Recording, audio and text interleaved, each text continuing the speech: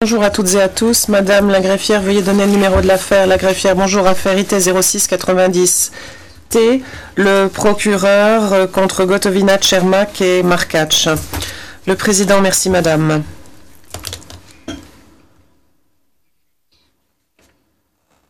La défense de M. Gotovina nous a fait savoir qu'elle souhaitait prononcer une déclaration liminaire. Quant aux défenses des deux accusés, elles nous ont fait savoir que ce n'était pas leur souhait, du moins à ce stade de la procédure. Je me tourne donc maintenant vers Maître Quillot. Est-ce que vous êtes prêt à prononcer votre déclaration liminaire? Réponse oui. Question, allez-y. Réponse, Monsieur le Président, Madame, Monsieur le Juge, chers collègues de l'accusation et de la défense, je m'appelle Grégory Quillot. Je suis honoré de représenter les intérêts du général Ante Gotovina dans cette affaire. Hier, pendant la plus grande partie de la journée d'audience, je réfléchissais à ce qui nous était dit, ce qui était affirmé au sujet du général Gotovina par l'accusation. Et je ne sais pas où se trouve l'origine du problème. Je ne sais pas comment le bureau du procureur a pu commettre une telle erreur, a pu se tromper à tel point. Mais maintenant, au cours de cette déclaration liminaire, nous allons essayer de vous l'expliquer, de vous l'expliciter. Et moi, je vais commencer par vous parler de la situation en général. Ensuite, Maître Michetic prendra le relais. Il évoquera l'opération Tempête et la participation du général Gotovina à cette opération. Il entrera dans les détails sur ce point. Hier donc, j'étais ici, j'écoutais l'accusation. Et ce n'est pas tant ce que disait l'accusation qui m'a frappé, qui m'a paru éclatant, c'est plutôt ce qui n'a pas été dit. Et ce qui n'a pas été dit, c'est qu'il n'y a pas eu d'expulsion après le début de l'opération Tempête en cette matinée du 4 août 1995. Parce que la République serbe de la Krajina avait dès le départ prévu de faire quitter ses habitants de la zone. Et ça n'a pas été dit à la Chambre. Il n'y a pas eu pilonnage démesuré, exagéré de Knin le 4 ou le 5. Comment le savons-nous? Nous le savons pour des raisons tout à fait terre-à-terre, que l'accusation connaissait bien entendu, mais dont il s'agit de ne pas nous parler. Et le premier de ces éléments, c'est l'enregistrement de Brioni, auquel ont fait référence M. Vespi et M. Tiger. Et dans cet enregistrement, le président Tudjman met en garde le général Gotovina, ainsi que les autres chefs militaires qui sont présents. Il leur dit de ne pas dépenser inutilement les munitions. Ne pilonnez pas, ne bombardez pas comme si on était des Américains ou des Russes, parce qu'on n'a pas les munitions nécessaires pour ce faire. Or, ce fait, il n'a pas été présenté par l'accusation. Pourtant, il ressort de leurs arguments qu'il y a eu bombardement excessif. L'accusation n'a pas parlé de la personne que les Nations Unies avaient chargée à Knin de déterminer si des cibles civiles avaient été touchées. Steiner Hertness, qui était le chef des observateurs militaires des Nations Unies. Il a mené à bien cette inspection le 18 août. Et au cours de cette inspection, il en est venu à la conclusion que l'attaque de la HV était tout à fait dans les normes, dans les règles, et qu'elle visait des cibles militaires et pas des cibles civiles. Et ce rapport, ce sont les seuls éléments émanant des Nations Unies qui peuvent être présentés à la Chambre. Or, ce qui est intéressant, c'est de voir que cet homme ne figure plus sur la liste des témoins. Le président. Bon, nous le savons, mais vous savez que ça fait l'objet d'une procédure. Donc continuez, Maître Kyo. Oui, et si je parle de nouveau des considérations éminemment terre-à-terre, pratiques, il y a la question de ce pilonnage qui se pose. L'accusation a longuement parlé de ce pilonnage, nous a dit que l'objectif c'était de semer la terreur au sein de la population civile. Mais par contre, ce qu'elle ne vous a pas dit, c'est ce qui concerne le droit en la matière. On ne vous a pas parlé du protocole du CICR et des commentaires de ce protocole et de la conséquence naturelle d'une attaque militaire. Et du fait qu'il s'agit d'une attaque menée de manière très violente pour intimider les soldats ennemis et les persuader à se rendre. Il y a encore une omission qui a été faite s'agissant du général Gotovina, c'était qu'il était le commandant des opérations, commandant opérationnel, un chef qui, avec ses hommes, a été en mesure de faire ce qu'aucune autre force armée n'a été en mesure de faire. Alors que l'armée des Serbes de Bosnie, avec Ratko Mladic à sa tête et le président Karadzic à la tête de la Republika Srpska, alors donc que les Serbes de Bosnie essayaient de consolider leur victoire territoriale et de faire la jonction territoriale entre la Krajina et les terres et les territoires conquis par les Serbes de Bosnie.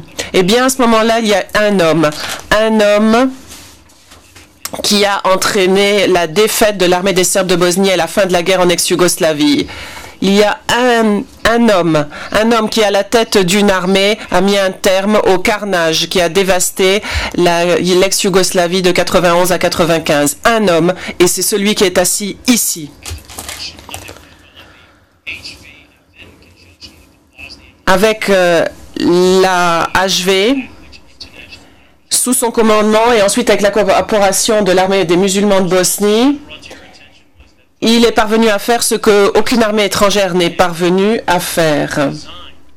Et ce qui ne vous a pas été dit non plus, c'est que l'opération Tempête, en fait, c'était toute une série de plans destinés à vaincre les Serbes de Bosnie, à les faire céder. Tout a commencé au cours de l'été 95, lorsque on s'est emparé des hauteurs au-dessus de Knin.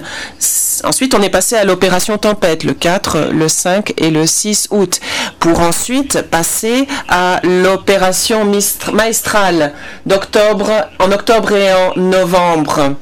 Et puis l'opération du mouvement du Sud, toujours sous la direction du général Motovina, afin de faire plier l'armée des Serbes de Bosnie, de les forcer à s'asseoir à la table des négociations et de mettre un terme à ce carnage. Et c'est l'homme qui est là, assis derrière moi, qui a fait tout cela. Pour comprendre ce qui s'est passé en 95, il faut réfléchir, regarder tout ce qui s'est passé auparavant. Comme vous le savez, nous sommes nous ne sommes pas ici pour de nouveau ressasser l'histoire de la Yougoslavie, mais en 91, la Yougoslavie, telle qu'elle s'était constituée après la Deuxième Guerre mondiale, était en plein démantèlement. Il y a eu en 91 des référendums en Slovénie, ainsi bien qu'en Croatie, afin que ces deux entités proclament leur indépendance de l'ex-Yougoslavie. Le référendum en Croatie s'est déroulé le 25 juin 1991. Peu de temps après, la Croatie a été reconnue par la communauté internationale.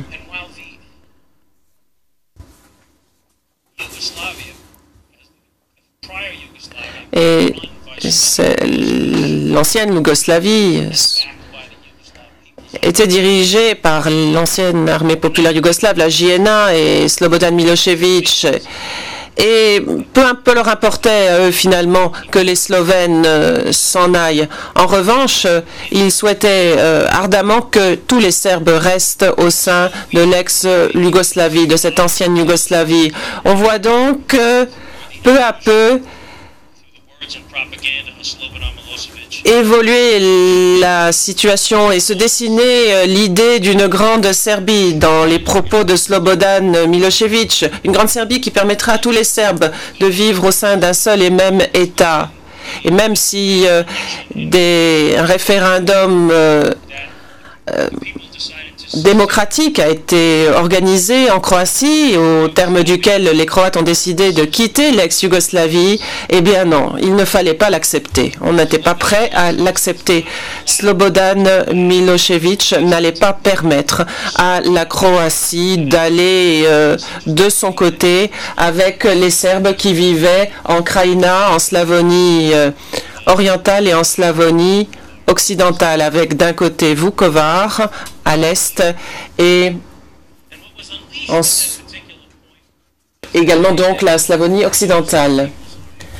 Et à ce moment-là, l'armée populaire yougoslave, la JNA, a été lancée contre les Croates pour les faire céder.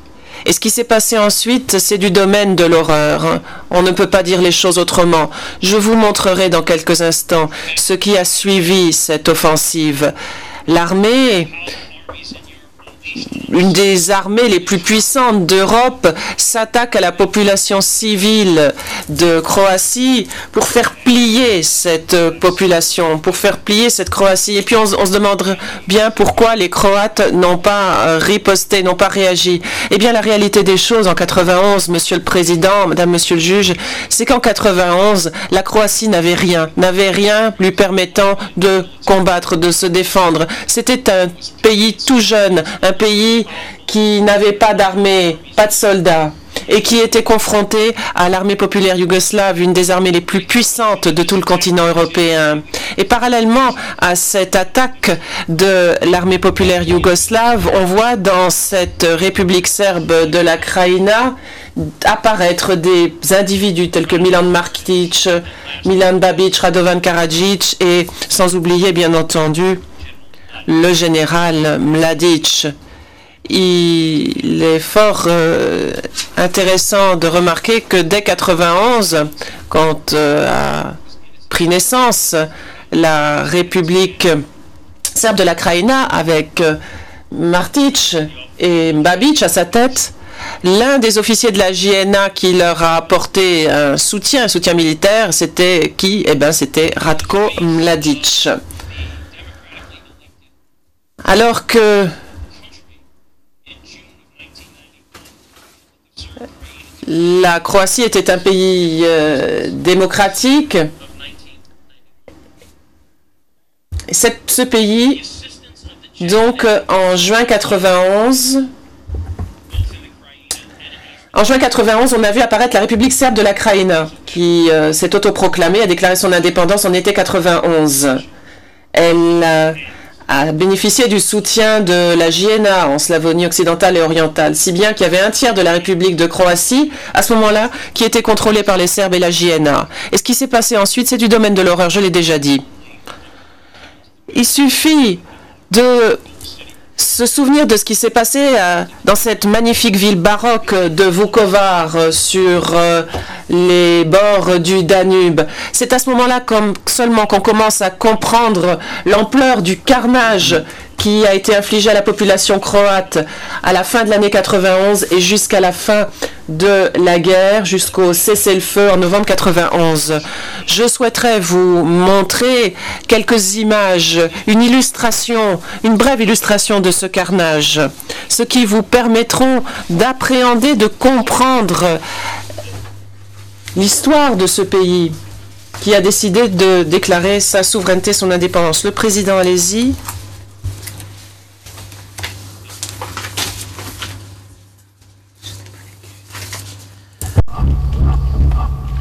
As soon as the Slovenes and the Croats announced their independence, Milosevic started the war. He bungled. Dès que les Slovanes et les Croates ont annoncé leur indépendance, Milosevic a commencé la guerre. Il a mené une attaque ratée contre la Slovénie et ensuite, après l'humiliation, il s'est intéressé à la Croatie. Sa stratégie militaire a consisté d'abord à procéder à des bombardements aériens suivis par l'intervention de l'infanterie. Après intervention de missiles de longue portée. Ensuite arrivent les chars suivis par les fantassins. Des actes horribles ont eu lieu dans ces villages. On voit que plus rien ne reste sur le terrain. Les dirigeants de l'Union européenne ont décidé d'envoyer Lord Carrington, leur représentant, pour intervenir entre ce qu'ils appellent les parties belligérantes. Les accords de cessez-le-feu se sont succédés et à chaque fois, Milošević a signé, mais a également violé les cessez-le-feu en question. Nothing compared in horror to the siege of Vukovar. Le siège de Vukovar est un sommet de l'horreur. On a voulu priver cette ville de son histoire, de son passé, de son identité. On a brûlé les livres, les archives, les registres, les manuscrits, les registres d'état civil. Tout ceci au nom du nettoyage ethnique. Les églises, les cimetières et surtout les églises ont été systématiquement détruites. Mais l'esprit de la population de Vukovar, on n'a pas pu le faire céder. Face à cette machine de guerre, ils ont résisté pendant 90 jours, 90 nuits. Les Serbes affirment que Vukovar va tomber, mais les habitants de Vukovar ne vont pas céder. Personne n'est sorti des caves, n'a imploré la pitié. Personne n'est sorti des sous-sols de cette magnifique ville de Vukovar, qui n'existait plus. Les Serbes ont hurlé leur victoire à mesure qu'ils rencontraient des forces aussi armées et aussi lourdement armées qu'elles-mêmes.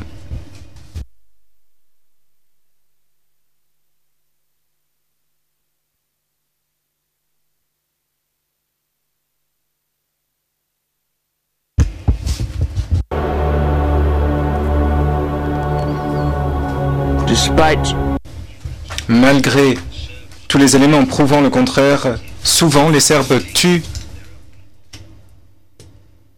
accusent leurs victimes d'avoir tué leur propre population. Ce n'est pas un territoire croate, c'est un territoire yougoslave. Et c'est un fait, les forces croates sont les coupables des assassinats, des étranglements et des massacres des populations vivant sur place.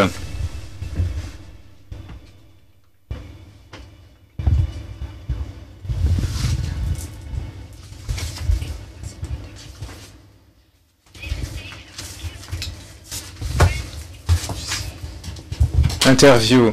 Ils ont tué tous nos amis et nous ne sommes pas coupables. Nous ne voulions pas de cette guerre. Nous n'avions que de l'amour. Nous n'avions pas de haine, de volonté de tuer.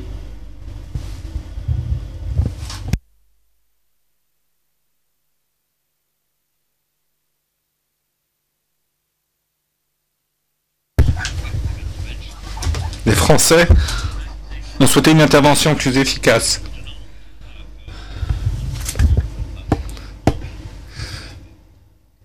En réponse au Conseil de sécurité des Nations Unies, ils ont imposé un embargo sur les armes de toutes les républiques de l'ancienne Yougoslavie.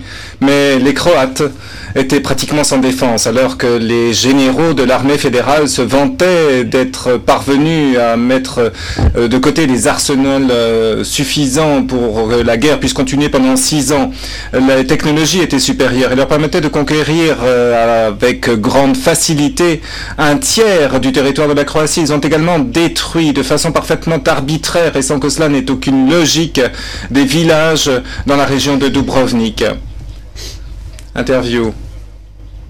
Eh bien, tout dépend du cessez-le-feu. Et après 12 cessez-le-feu, on peut être très optimiste que cette fois, il tiendra ce cessez-le-feu. Lord Carrington semble ne pas être gêné par la rupture du cessez-le-feu et d'un cessez-le-feu après l'autre, et que les Nations Unies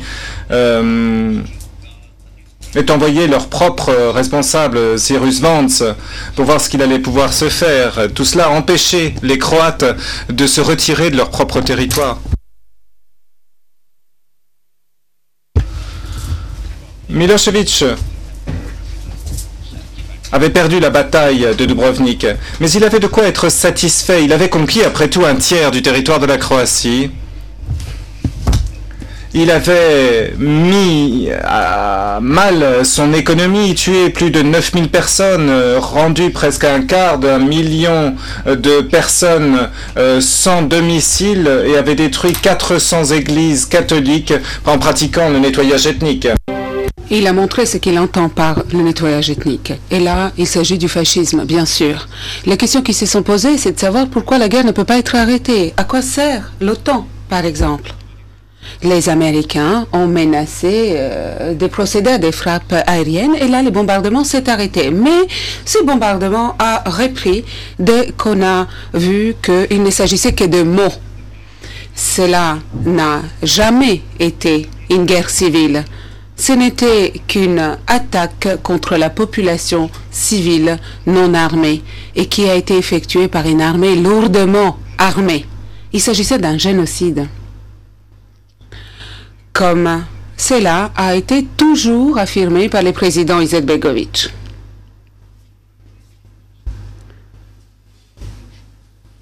Comment est-il possible qu'on a permis que des scènes semblables se réitèrent au cours de ce siècle?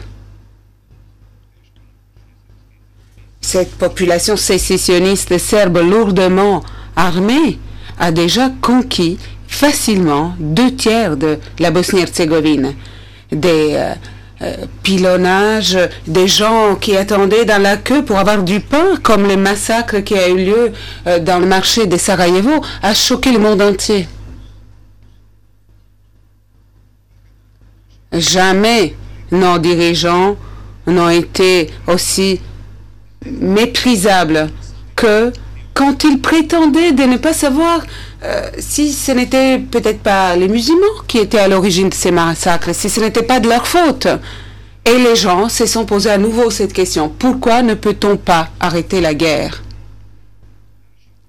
Nos dirigeants, sans avoir de vraies politiques qui leur est propre, ne pouvaient faire rien d'autre que de se taire. Personne n'a dit à ces garçons que ses parents étaient morts. Quand la grenade est tombée, moi je ne l'ai pas vue. Je ne l'ai pas vu, mais j'ai vu mon père, il était par terre, il gisait. Et je l'ai vu tourner la tête et me regarder. Et ensuite, il a à nouveau tourné sa tête. Que dire aux enfants qui grandissent alors que leurs parents sont morts, tués? Comment expliquer à ces enfants bosniaques qu'ils doivent accepter les valeurs européennes alors que c'est l'Europe même qui a tué leurs parents? Comment combattre une autre idéologie, l'idéologie qui leur fournit les armes? C'est difficile à le voir. Parce que ces enfants, quand ils seront grands, d'ici 10, 15 ans, quand ils vont comprendre qu'il y a Hamas ou Hezbollah vraiment aux confins de l'Europe, eh bien, vous allez avoir ces enfants qui vont vouloir venger la mort de leurs parents. Que va-t-on leur dire?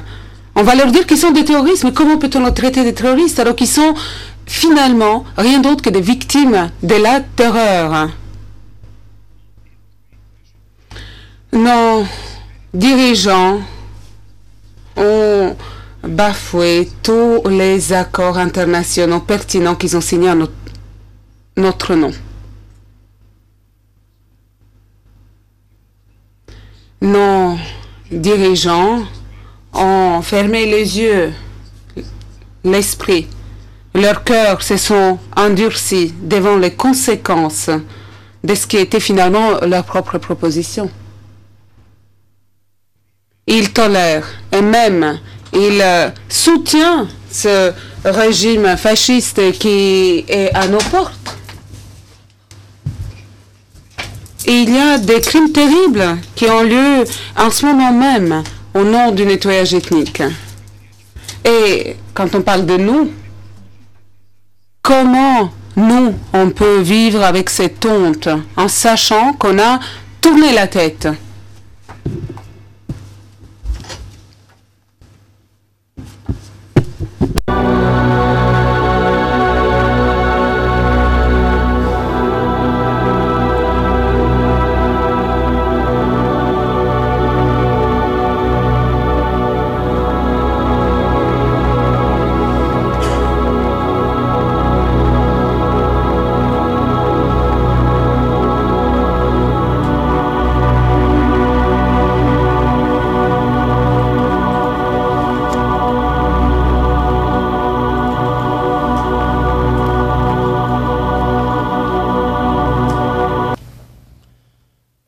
Mr. President, Your Honors, I wanted to show you that video. Monsieur le Président, Monsieur, Madame les juges, Monsieur Kehoe, nous nous posons la question de savoir pourquoi vous avez présenté cette vidéo. Parce que la Chambre souhaite entendre les faits et le contexte historique du conflit. Maintenant, quant à savoir si la Chambre souhaite savoir quelle est la musique qui a été choisie pour mettre en exergue telle ou telle scène d'une vidéo, dont nous ne savons pas dans quelle mesure elle constitue un matériel journalistique ou dans quelle mesure, au contraire, elle ne représente pas la réalité. Ce qui nous intéresse, c'est le contexte, les atrocités qui ont été commises ailleurs, à l'encontre de Croates, à l'encontre de musulmans, etc., ne manque certainement pas de pertinence. Mais restons-en aux faits. Nous ne sommes pas un jury. Et bien entendu, la question que se posent les juges en examinant cette vidéo est la suivante. Est-ce que, dans l'exercice du droit d'un accusé, le droit à faire l'objet d'un procès en audience publique, est-ce que c'est le public qui examinera la façon dont vous vous adressez au tribunal, ou est-ce que c'est le tribunal qui s'est vu offrir le droit de voir de quelle façon vous vous adressez, vous, au public? Qui est spectateur et qui est acteur?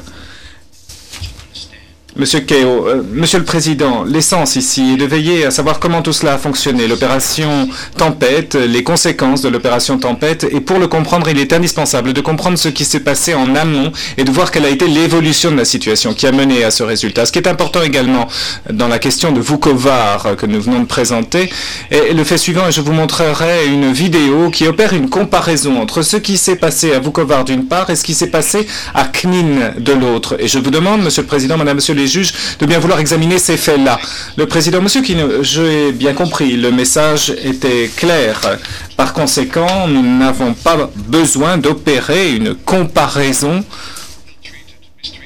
entre les mauvais traitements des uns et des autres, puisque cette Chambre ne suit que ce que l'on nous montre. Mais bien entendu, nombreux sont les faits qui sont disponibles sur base de la jurisprudence de ce tribunal et sur base de la jurisprudence des républiques de l'ancienne Yougoslavie, où la Chambre ne se voit pas présenter la façon dont les journalistes ont vu les choses. Et donc, je vous pose la question, Monsieur Kehoe. Peut-on suivre ce qui s'est passé sur base de moyens de preuve ayant été présentés et contestés? Je ne sais pas dans quelle mesure vous vous demanderez le versement de cette vidéo au dossier, et si oui, sur quelle base. Monsieur Kehoe, j'en demanderai le versement au dossier. Le Président, très bien, nous verrons s'il y a des objections. Pourriez-vous nous fournir l'information suivante? Que venons-nous de voir? Que venez-vous de projeter? Monsieur Kehoe, vous voulez dire la vidéo, Monsieur le Président? Et c'est de la BBC, donc la British Broadcasting Corporation. Le Président, très bien. La BBC. Eh bien, nous verrons ce qu'il adviendra. Nous verrons si cela peut être un moyen de preuve et s'il y aura des objections. à l'encontre de ce versement au dossier. Mais bien entendu, les juges ont bénéficié de votre appui grâce aux informations que vous avez fournies sur le contexte, mais il faudra se concentrer sur ce qui est au cœur même de l'affaire. Monsieur Kehoe, Monsieur le Président, eh bien, je souhaiterais que l'on puisse opérer cette comparaison entre Vukovar et Canine, où nous verrons un écran partagé en deux qui montrera les deux. Le juge aurait, oui, eh bien, nous examinerons cette vidéo, effectivement. On peut séparer l'écran en deux, je peux vous montrer n'importe quelle image, mais enfin, quoi qu'il en soit, voyons un peu ce que vous avez à nous montrer. Monsieur Kehoe, oui, Monsieur le Président, le juge Ori, je vous en prie, poursuivez.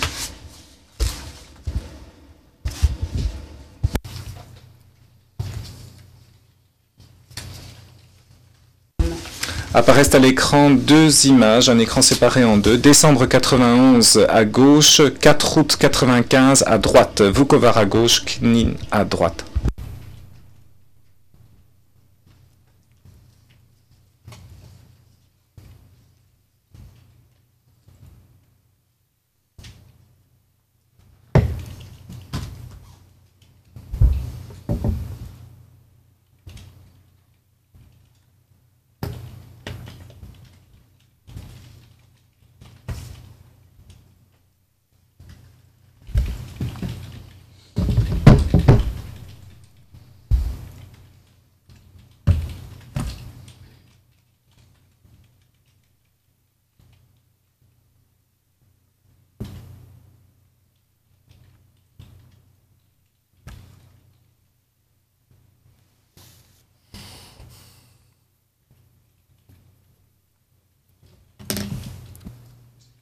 Yes, Your Honor.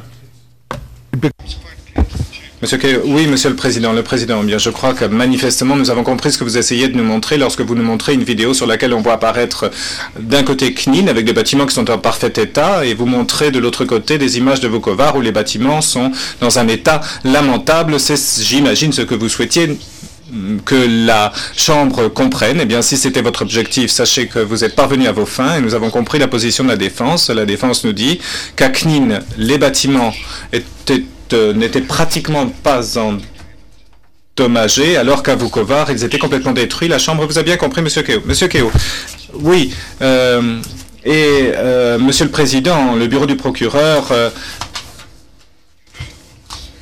n'a jamais parlé du pilonnage illégal de Vukovar.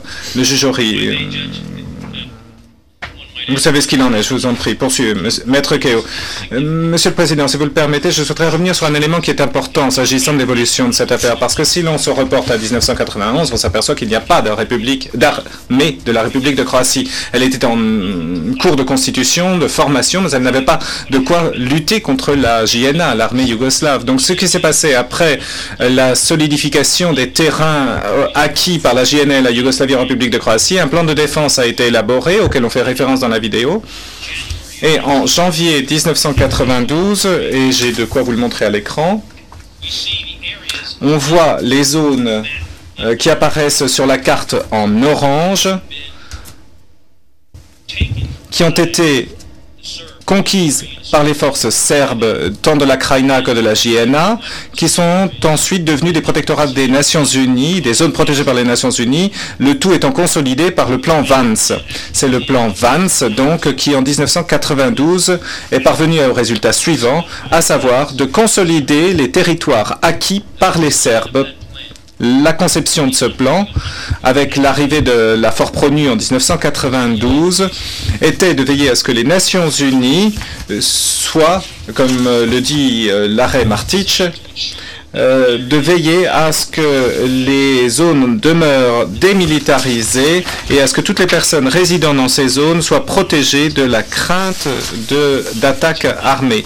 Malheureusement, à partir de 1992 et jusqu'à l'opération Éclair et l'opération Tempête en 1995, tout cela ne correspond en rien à la réalité. Il n'y a pas absence de crainte. Je vous demande de bien vouloir reporter votre attention sur le rapport des rapporteurs spéciaux de 1994, paragraphe 136.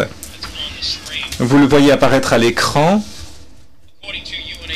Selon les statistiques de l'Office des Nations Unies aux réfugiés de 1994, 800 à 900 Croates dont de nombreuses personnes âgées ou handicapées, sont restés dans le secteur de la zone protégée des Nations Unies, secteur sud. On estime que 44 000 Croates vivaient dans cette zone avant l'éclatement du conflit en 1991. Les estimations démographiques des zones protégées des Nations Unies secteur nord de 1994 indiquent quant à elles que sur une population totale de 112 000 personnes, 1 millier de personnes sont croates et musulmans, ce en dépit du nettoyage ethnique. Le plan Vance, conçu par les Nations Unies, afin de protéger tant les populations croates que musulmanes dans la zone protégée par les Nations Unies, a été une catastrophe. Je pense qu'il suffit de dire cela. Le rapport faisant état de nettoyage ethnique, de meurtres, de souffrances, d'autres blessures et lésions infligées aux musulmans et croates à partir de 1992 et jusqu'en 1995 sont inénarrables. Cette situation, sachant que le plan Vance visait à protéger les zones, y compris la Krajina, qui faisait partie encore de la Croatie, est incroyable. Au cours de toute cette période, en effet, aucun effort diplomatique n'a porté ses fruits dès lors qu'il s'agissait de veiller à ce que ces zones et secteurs puissent être réintégrés au territoire de la République de Croatie. Comment se sont-ils défendus? Que devait faire cette pauvre République de Croatie? La République de Croatie, heureusement, pouvait compter sur l'appui de gens tels que Ante Gotovina, un homme qui a fait ses armes dans la Légion étrangère, l'armée française, et qui est revenu pour sauver sa patrie, pour former les troupes.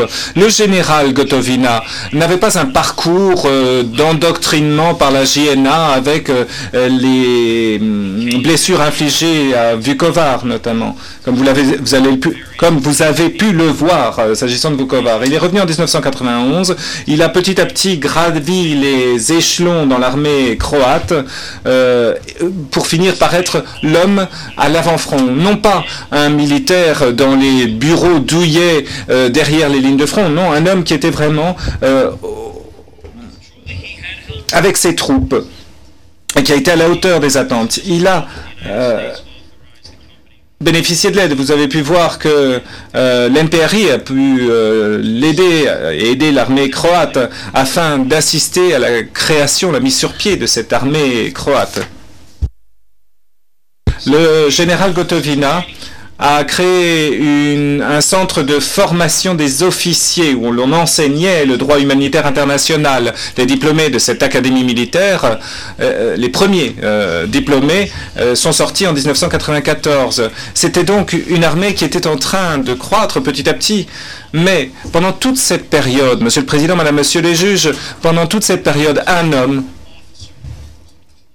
le Président, Monsieur Kehoe, c'est la 25e fois, approximativement, que vous parlez de M. Gotovina en tournant le dos au juge et en vous adressant à M. Gotovina. C'est à la Chambre que vous vous adressez.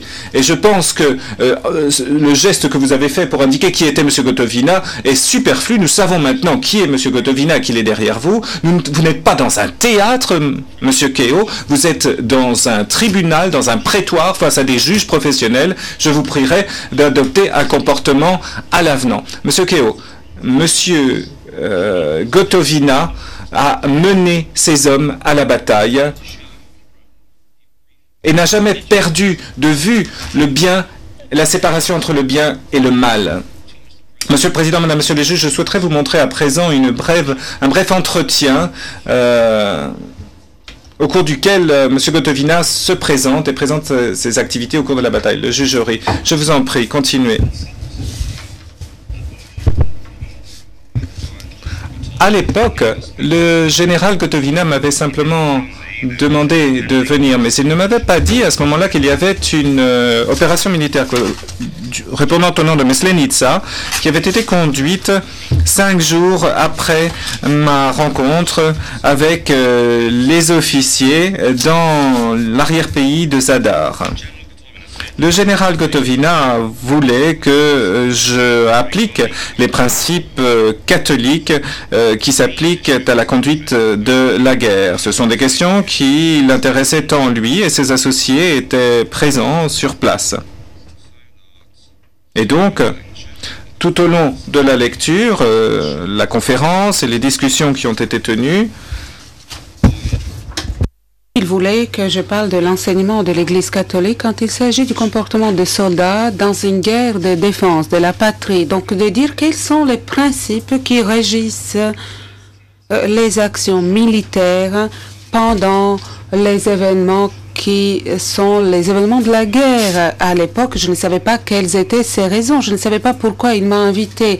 Mais ce que j'ai vu par la suite, c'est que j'ai entendu au cours de la conversation avec lui, nous sommes rappelés à plusieurs reprises de cela, parce qu'il m'a dit qu'il était très important, puisque j'étais un prêtre et un évêque, et il fallait que je lui fasse part de l'enseignement catholique pour que ces officiers puissent respecter ces mêmes principes catholiques pendant la guerre. Parce que finalement, nous avons appris qu'il fallait garder, avoir une éthique dans la guerre. Vous avez la défense légitime, il ne faut jamais traverser cette frontière. Et donc, moi, je me suis adressée aux officiers croates. Quand je me suis adressée à eux, je parlais de l'éthique, de la guerre, de la paix, et je dis qu'il s'agissait d'effectuer une défense légitime sans jamais traverser la frontière de cette défense légitime, qu'il ne faut pas la détruire, puisque ce n'était pas éthique de violer, de piller, de faire du mal. Ce n'était pas éthique. Ce n'est pas quelque chose qu'il faut faire. Mais tout ce qu'il faut faire pour défendre sa patrie, sans pour autant abaisser l'autre, eh bien, c'est cela l'éthique militaire. C'est comme cela qu'il faut se comporter. En ce qui concerne le général Gotovina, au cours de ces rencontres que j'ai eues avec lui pendant la guerre, eh bien, je peux dire que je le vois comme un homme bien. Pour moi, c'est un homme qui a respecté l'éthique de la guerre. C'est un homme qui m'a dit, après la conférence, Mon Excellence, Votre Excellence, il est très important que vous l'ayez dit devant mes officiers, devant mes sous-officiers, mes officiers, mes hommes. Et je vais leur répéter cela sans arrêt pour qu'ils respectent ce que vous avez dit, pour qu'ils s'en tiennent à ce que vous avez dit. Et je l'ai rencontré après l'opération Maslenica et d'autres opérations, à l'occasion de Noël, Pâques, Nouvel An, etc. À chaque fois, il me disait, vous savez, je me rappelle de vos paroles, j'y pense sans arrêt. Monsieur Kirchhoff. Eh bien, il est suffisant de dire, Monsieur le Président, que quand le général Gotovina a donné des instructions à ses troupes, eh bien, il leur disait de se respecter, de se comporter en respectant l'éthique, en respectant l'honneur et la moralité. Je vais aborder un autre thème. Il y a beaucoup de choses qui se sont produites entre 1992 et 1995. L'armée des Serbes de Bosnie gagné du terrain en Serbie, en Croatie, c'est pour interprète. Et les diplomates du point de vue international ont essuyé finalement de pertes, si j'ose dire, pendant l'année 1992, 93 et 94. Les Serbes de Bosnie n'acceptaient pas les plans Westhoven, les plans du groupe de contact de 1994. Je sais que vous avez beaucoup de choses, vous savez déjà beaucoup de choses à ce sujet, mais ce qui est clair, c'est qu'en 1995, la communauté internationale était fatiguée de cette guerre qui ravageait l'ex-Yougoslavie. C'était quelque chose de clair à ce moment-là, et c'était le moment d'en finir.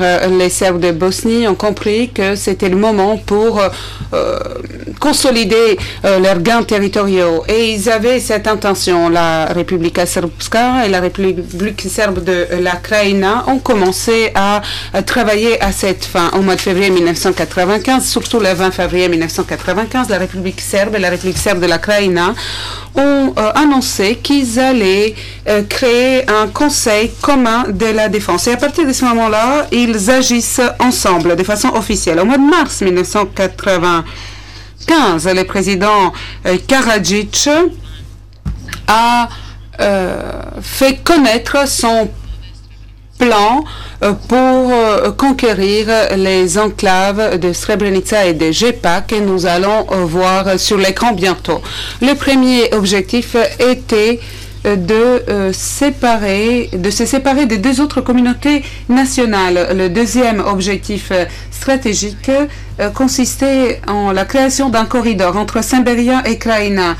Il n'y aura pas de Krajina, de Bosanska Krajina ou de la Krajina serbe. Il n'y aura pas d'alliance entre les États serbes si l'on n'assure pas la sécurité de ce corridor. Le sixième objectif stratégique, eh bien, c'est que la République serbe de Bosnie-Herzégovine ait un accès à la mer.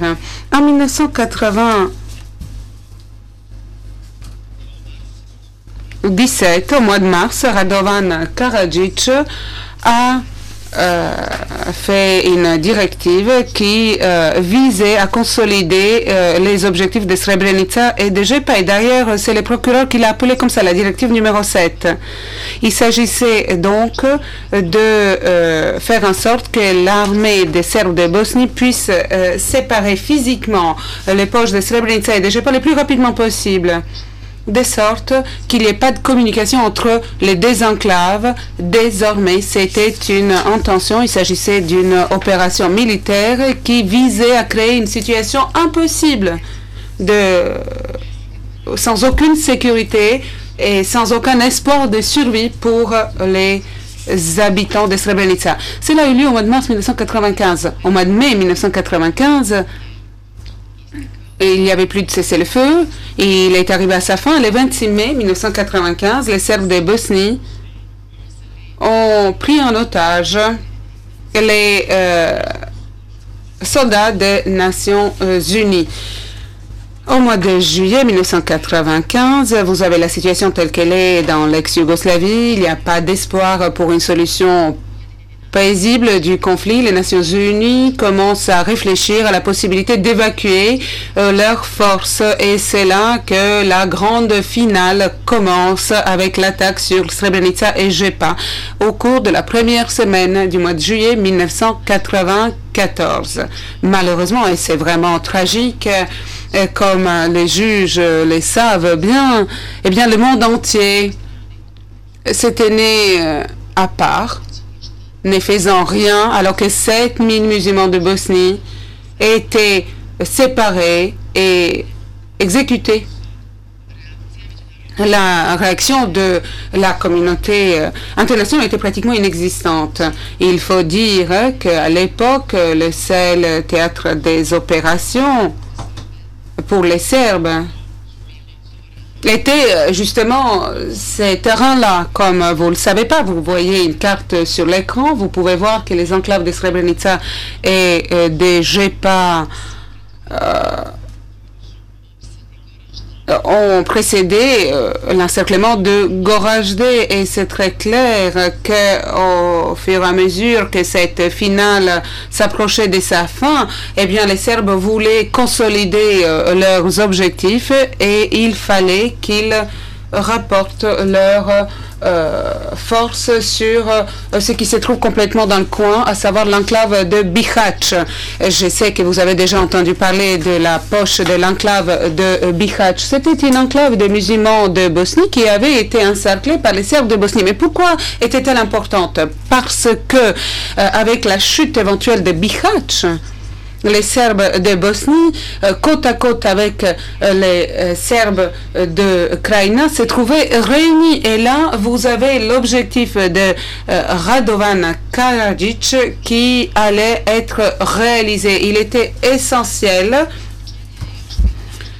que Bihać ne tombe. Mais pourquoi était-ce important aussi? Eh bien, parce qu'il n'y avait pas de doute que si Bihać tombait, les rivières qui se trouvaient dans le nord-ouest de Bosnie, tout comme les rivières près de Srebrenica, allaient être rouges à cause du sang des musulmans de Bosnie. Et c'était d'ailleurs le message de Ratko Mladic. Et je peux vous dire qu'il n'y avait pas de doute là-dessus. Après qu'ils ont réussi à obtenir leur objectif à Srebrenica et à Žepa, un autre général de Serbes de la Krajina, le général Mrkšić, eh bien, a commencé son attaque sur la ville, sur l'enclave de Bihać le 17 juillet 1995.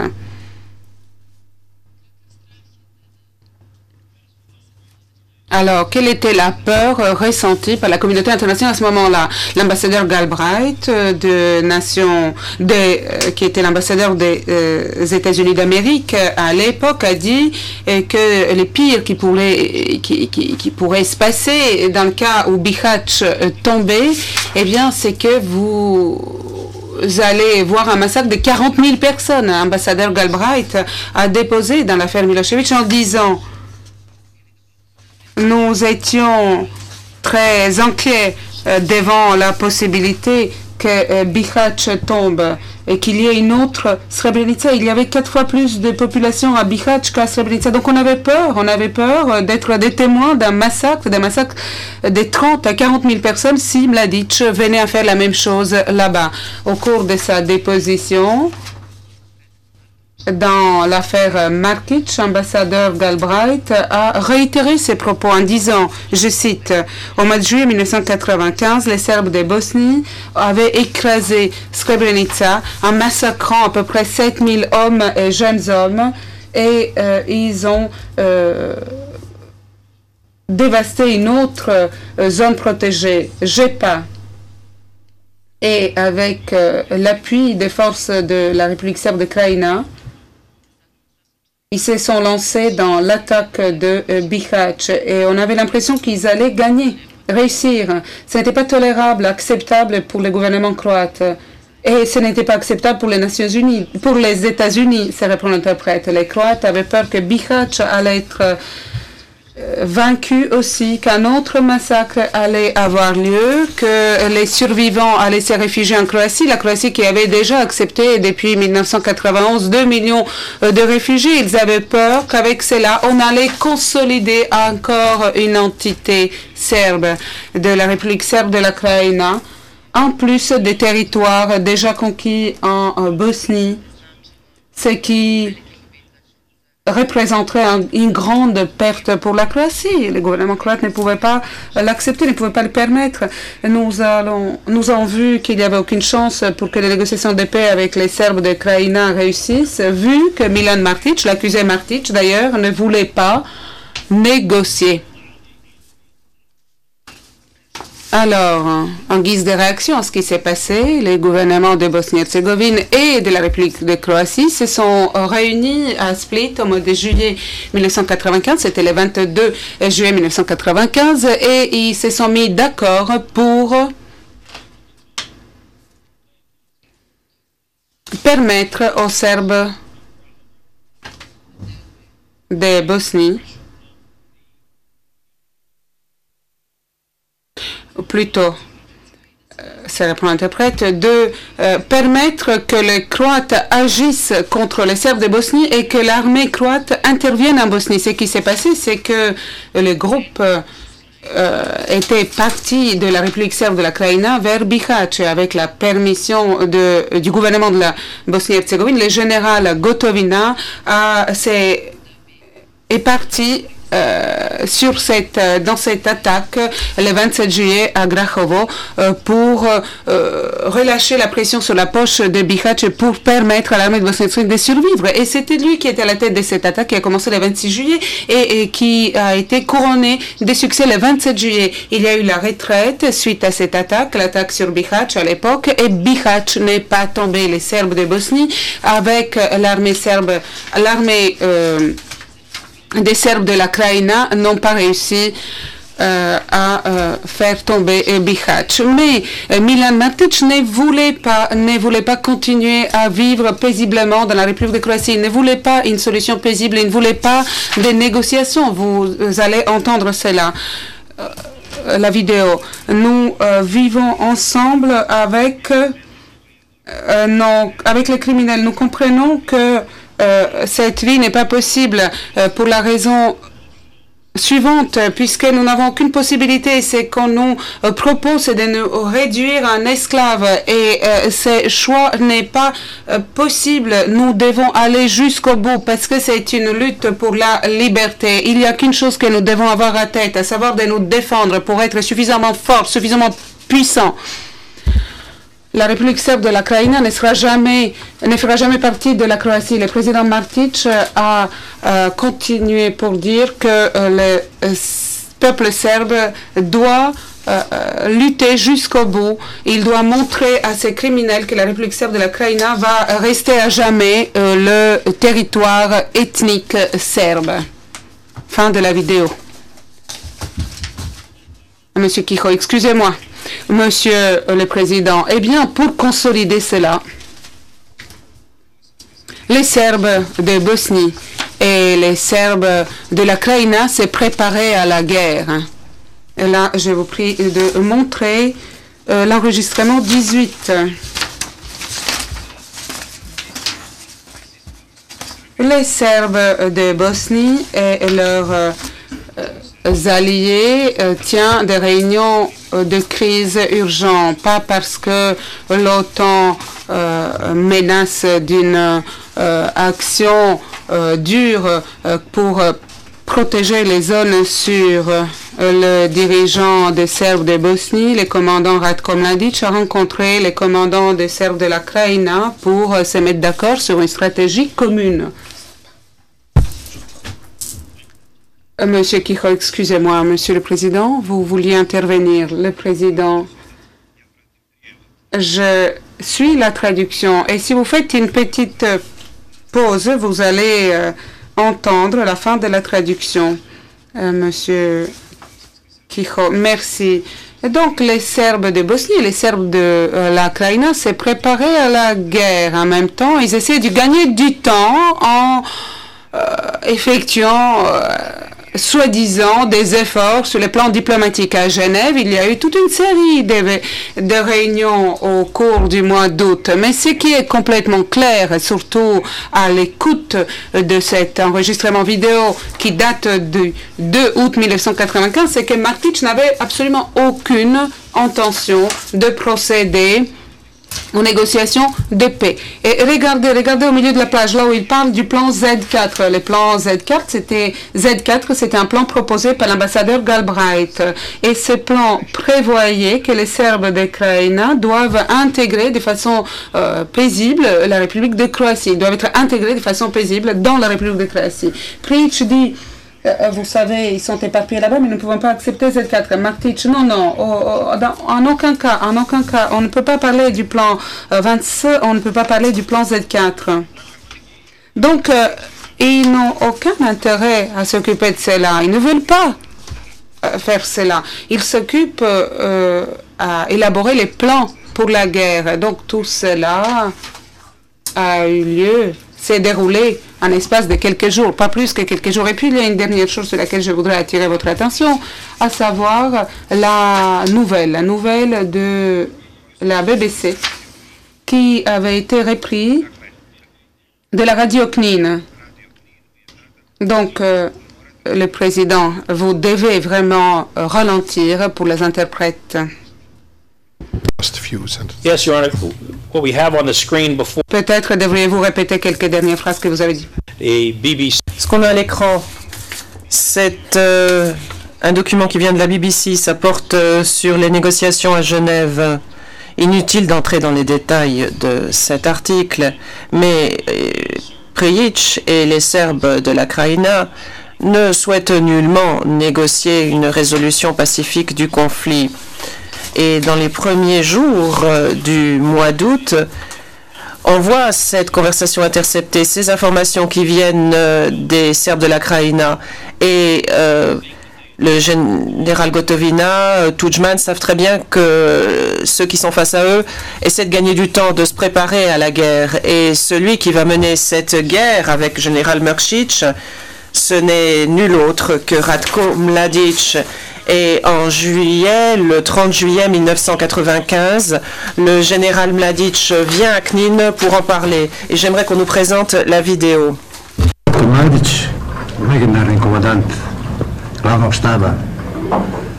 Général Ratko Mladic, commandant légendaire de l'état-major principal de l'armée de la Republika Srpska, une vieille connaissance et une véritable légende serbe. Et profitons donc de la présence du général Mladic pour lui poser des questions au sujet de la situation actuelle qui intéresse beaucoup le peuple serbe, qui est d'une grande importance critique pour ce peuple. Je ne vais pas passer plus de temps à cette introduction et je vais tout de suite donner la parole au général. Mon général, vous avez la parole. Réponse, merci. Je vais en profiter de l'occasion qui m'est donnée pour adresser la population de la République de Srpska Krajina. Nous sommes ensemble. Je suis toujours ici. Même quand je pars, je ne pars pas vraiment. Je suis toujours ici. Je reste toujours ici. Pour commencer, mon général, quelle est votre évaluation de la situation en République de la Srpska Krajina? La Krajina de Serbie. Réponse du général, je dirais que la situation est plutôt complexe en raison de l'agression menée par les forces armées croates contre la Republika Srpska. L'objectif de leurs opérations, c'est de couper, d'isoler la Republika Srpska et d'utiliser les armes, leurs médiateurs ainsi que la pression de la communauté internationale pour obtenir une solution par la force dans la zone. Cependant, j'espère que grâce à une bonne organisation et au bon fonctionnement de toute l'organisation du peuple serbe en Republika Srpska et en Krajina, on arrivera à une solution positive de la situation. Je pense que les Croates ont fait une grave erreur qui va leur coûter très cher. Est-ce que les Serbes sont suffisamment forts pour résister aux musulmans et aux Croates? Les Serbes ont suffisamment de force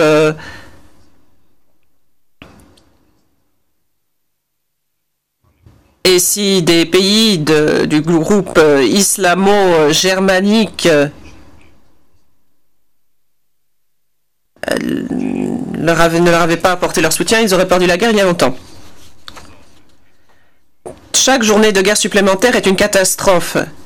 D'abord pour ceux qui en sont à l'origine, je pense aux forces armées croates. Question, mon général, du point de vue stratégique, selon moi, dans mon humble opinion, je crois que les forces croates sont très dispersées sur la totalité du territoire face aux lignes de défense des forces serbes.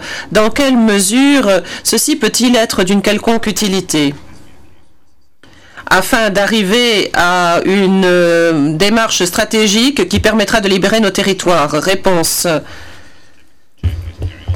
Comme tous les journalistes, vous êtes curieux. Mais le temps et ce qui va se passer à l'avenir répondront à votre question. Question. Quelle est la situation sur le théâtre des opérations de Graovo et Glamoc? Réponse.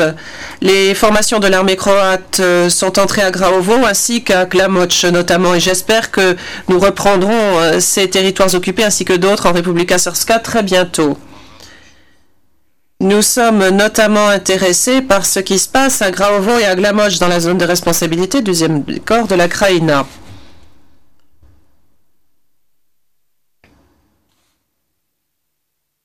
Les rumeurs vont bon train et elles sont même parfois diffusées par des médias en public. Dans les territoires serbes, il n'y a pas suffisamment de coordination entre la Republika Srpska et la Krajina serbe. Selon certaines rumeurs, on essaie d'agiter la population. Certains disent que l'on va donner, brader les territoires libérés pour obtenir des résultats supplémentaires. Réponse. Bon, je ne vais pas parler de cette propagande, de tout cela. Pour moi, la population serbe est unifiée de Kupa à Korana et de Timok au sud de Morava. Je pense que tous les Serbes qui se trouvent sur ces territoires ainsi que tous les habitants de notre planète ont les mêmes intérêts et veulent rester au sein d'un même État. Je pense que les Serbes doivent, comme n'importe quel citoyen de n'importe quel pays, pouvoir manifester le désir de vivre dans leur propre État.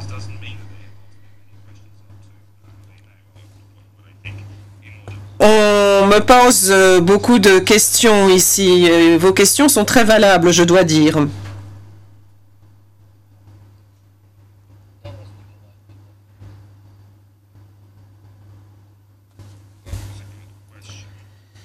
Oui, excellente question, vraiment.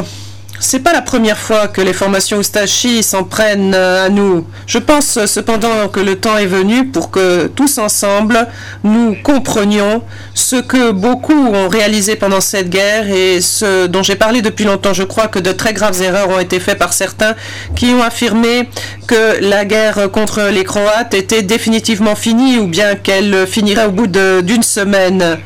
De nombreux points de contrôle ont été ouverts tout au long des lignes de séparation.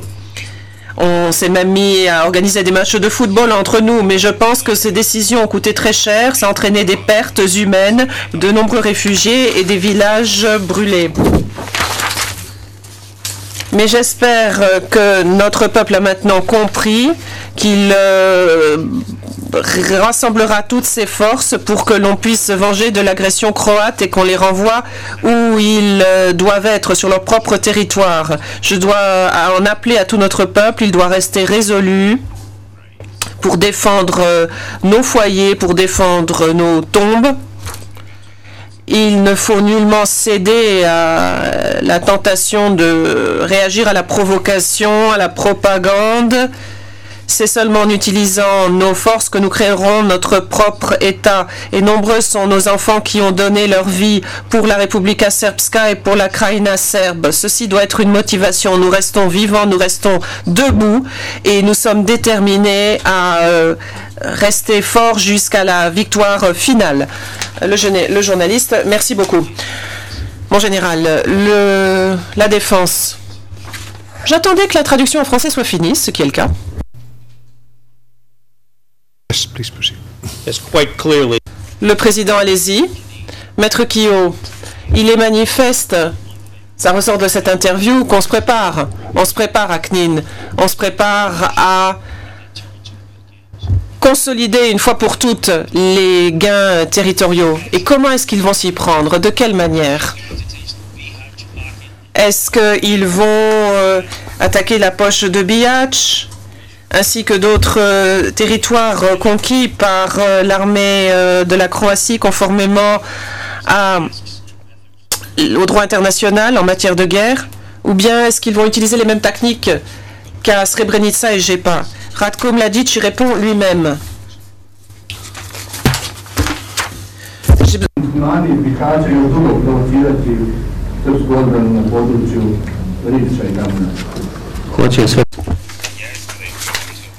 Mon général, est-ce que les musulmans de Bihac vont continuer à provoquer la défense serbe dans la zone de Ribic et plus encore? Réponse oui, jusqu'à ce qu'ils soient complètement vaincus, comme ça a été le cas à Srebrenica et Jepa. Maître Kyo, nous l'avons bien entendu. Le général, c'est ce qui se serait passé si le général Gotovina et la HV n'avaient pas préservé la poche de Bihac, n'avaient pas empêché sa chute. S'ils n'étaient pas venus en 95, c'est ce qui se serait passé. Mais heureusement, il y a eu l'opération Tempête en août, l'opération Maestra et l'opération du Mouvement du Sud. Et le général Gotovina et l'armée de la Bosnie-Herzégovine ont modifié le paysage international et ont amené à la chute et à la défaite des Serbes de Bosnie pour mettre un terme à ce carnage. Ce ne sont pas mes paroles, ce sont les paroles de ceux qui négociaient au nom de la communauté internationale et de Nations Unies. Ce sont également les paroles du président des États-Unis d'Amérique. Je souhaiterais qu'on regarde le document qui s'affiche à l'écran. C'est un extrait d'un livre, du président Clinton, les mémoires du président Clinton, et en bas de la page, il dit, je cite, en août, la situation a pris un tour fort dramatique. Les Croates ont lancé une offensive afin de reprendre la Krajina, une partie de la Croatie que les Serbes qui habitaient à cet endroit avaient proclamé comme leur appartenant. Les représentants européens et certains représentants américains d'un service de renseignement et des services armés avaient plaidé contre toute action, pensant que Milosevic à ce moment-là interviendrait pour sauver les Serbes de la Krajina. Mais moi, j'étais favorable aux Croates, tout comme Helmut Kohl. Because we knew Bosnia's survival was at stake, we had not tightly enforced the... Helmut Kohl aussi. Il savait que la diplomatie ne pouvait pas réussir jusqu'à ce que les Serbes aient perdu sur le terrain. La survie de la Bosnie était en jeu. Nous n'avions pas d'embargo sur les armes dignes de ce nom. En conséquence, les Croates et les Bosniens étaient en mesure de se procurer des armes qui leur permettaient de survivre. Nous avions autorisé une société privée qui employait des militaires américains à la retraite pour former l'armée des Serbes de Bosnie. La clé ici, c'est ce qui figure à la fin. La diplomatie ne pouvait réussir jusqu'à ce que les Serbes n'aient enregistré des sérieuses pertes sur le terrain. Where he noted, in quoting one of his colleagues, I realized how much the Croatian offensive... Richard Holbrooke, donc, dit « Je pense que l'offensive croate en Croatie a changé la donne dans les Balkans. » Le général Wesley Clark a parlé d'un tournant. Mr. President and Your Honors. Monsieur le Président, Madame, Monsieur le Juge, je vais maintenant donner la parole à Monsieur Michetic, qui va parler plus en détail de l'opération Tempête. Mais je voudrais terminer avant la pause en disant encore une chose. Celui qui est à l'origine de ce tournant, celui qui a permis de mettre un terme à cette guerre, à ce carnage, cet homme est assis devant vous. S'il y a quelqu'un qui est responsable de la paix, de la fin de la guerre en ex-Yougoslavie, c'est bien le général Ante Gotovina. C'est l'homme qui est devant vous aujourd'hui et j'espère, Monsieur le Président, Madame, Monsieur le Juge, que la Chambre en tiendra pleinement compte au moment où elle examinera les faits qui lui seront présentés. Si vous m'en donnez le temps, j'interviendrai en fin d'audience, mais pour l'instant, je vais donner la parole à Maître Michetic. Le Président, Maître Michetic, avant de vous laisser commencer, je voudrais savoir combien de temps vous aurez besoin. Souhaitez-vous qu'on fasse une pause ou qu'on commence tout de suite? Maître Michetic, je pense qu'il vaudrait mieux faire une pause, parce que j'en ai pour un bon moment. Le Président, Maître Quillot, une question. Vous avez longuement évoqué les causes, l'origine de l'opération militaire qui a été menée au cours de l'été 1995. Vous avez longuement expliqué quel avait été l'impact positif de ces opérations. Vous les avez justifiées. J'ai peut-être mal compris l'intervention de M. Tiger hier, mais il m'a semblé pourtant qu'en quelques mots, il avait dit qu'il ne contestait nullement le droit de la République de Croatie à reprendre les secteurs qui précédemment avaient été pris par les Serbes.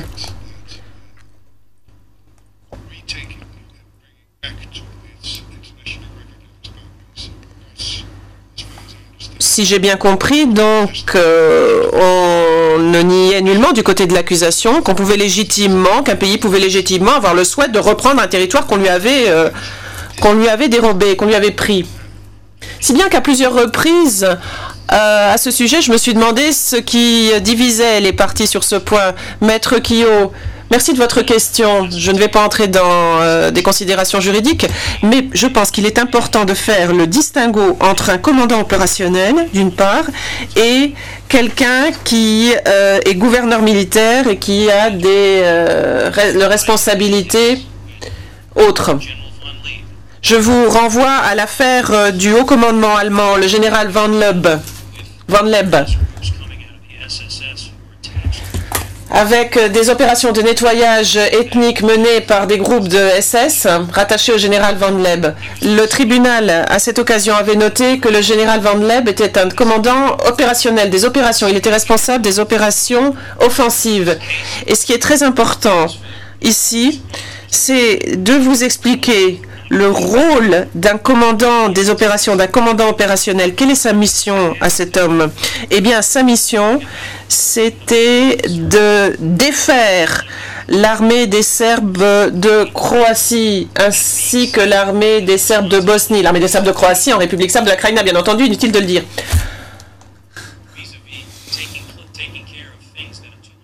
Donc, il y a ça, et puis il y a tout ce qui se passe sur ses flancs, à 250 km de là. Là, il n'avait plus aucune responsabilité. Dans l'affaire Van Leb, on a dit que même s'il avait la possibilité d'intervenir, il l'a dit lui-même, s'il avait la possibilité, s'il avait le droit d'intervenir, ou la possibilité d'intervenir, il n'en avait pas la responsabilité directe. Ce qui est important pour nous, pour la défense de M.